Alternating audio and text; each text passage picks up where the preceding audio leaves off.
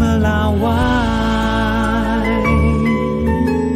Kalau Anda sendiri melihatnya, Mbak Delisa, dengan struktur kabinet yang tadi Mas Burhan katakan ini adalah struktur kabinet yang besar, itu juga akan mendorong APBN yang juga pasti ikutan besar karena struktur ke bawahnya juga pasti akan jadi ikutan besar begitu. Bagaimana menurut Anda melihat itu? Ya, tentu ini ada implikasi nanti kepada belanja, terutama di sisi belanja pemerintah pusat untuk satu kegiatan belanja pegawai. Jadi artinya bahwa ini kan para menteri, wakil menteri baru tentu ada pos-pos anggaran baru. Meskipun sudah disampaikan di dalam press release Wamenkyu menyatakan bahwa sudah diantisipasi dalam APBN 2025. Jadi katanya pos-pos itu sudah ada karena begitu ada kementerian baru itu harus diajukan anggarannya. Okay. Nah itu juga bagaimana nomenklatur yang terpecah, misalkan kan ada beberapa kementerian yang dipecah ya.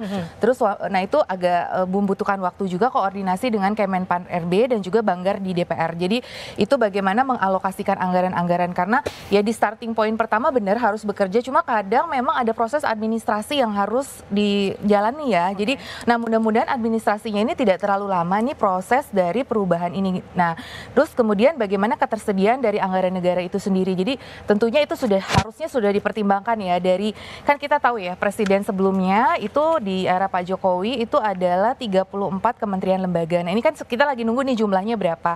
Nah kalau dari data kemarin itu yang Pak Presiden Jokowi itu kalau kita lihat belanja anggaran itu adalah di kisaran 300 miliar rupiah ya untuk anggaran terkait dengan para menteri dan wakil menteri. Nah ini ada salah satu lembaga yang memprediksikan bisa sekitar 1 triliun nih kalau ada penambahan. Tapi nanti harus kita kaji ulang ya, untuk per tahun untuk tambahan dari adanya jabatan-jabatan baru ataupun kementerian baru. Jadi kita memang harus menghitung benar sih berapa tambahan kepada anggaran. Ya pasti itu anggaran bertambah ya. Jadi kalau dari data tadi mencapai 306 miliar per tahun. Nah, ada yang menghitung lembaga ya, kalau saya refer di sini Selios menghitung adalah sekitar 1,95 triliun tambahannya kemungkinan.